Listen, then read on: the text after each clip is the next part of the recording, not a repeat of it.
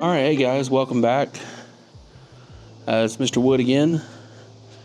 So I'm out here at the gazebo here on campus. Today we're going to talk about chapter 3.1, the pre-writing process. So why do we pre-write? Pre-writing allows us to be organized with our thoughts. It's a lot like riding a bike. When you learn to ride a bike, you usually learn with training wheels or somebody helping you ride. And so that's what pre-writing is like. Pre-writing gives you that balance to be able to get your ideas, organize them together, and then get to the point where you have a finished product. So what is the purpose in this? How does this really help us?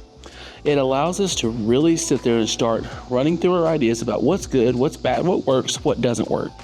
And so through the process, it allows us to really start thinking about putting together good material for our writing.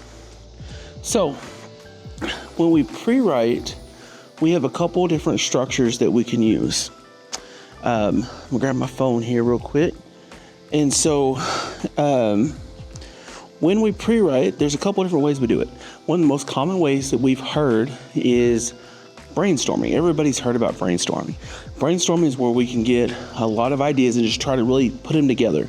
We start really thinking about what it is. When we write down a bunch of phrases and things and try to link them together. We may also do something that's called mind mapping. And so mind mapping is more of a visual style.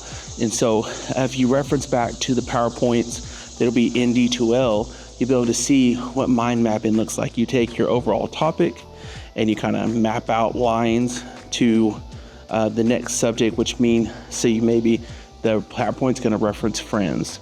And so you're going to have a line go out to characters. It's going to name all the characters. And you have a line go out to places or locations, and it's going to show you our settings, I guess it would be. It's going to show different settings within the show.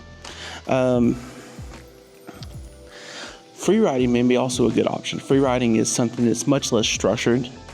You may set a timer, and that timer, you say set it for 2 minutes, and you're going to write down everything you can for 2 minutes. And in those 2 minutes, once that timer goes up, you stop, you reassess in what you have. Some people may find it natural to do the process which is called questioning. Questioning is going to allow you to start asking questions. Who, what, where, why, those types of questions. To be able to assess what you know about subject, what do you want to know, what do you want your audience to know, and to be able to start structuring that writing together. But pre-writing is a very important process. It allows us to really start putting together these first steps into how do we write. Remember, we go back to why do we write? And we write to communicate. And if we're trying to communicate, we want to communicate clearly and effectively. And so this pre-writing helps us to start structuring that writing in that way.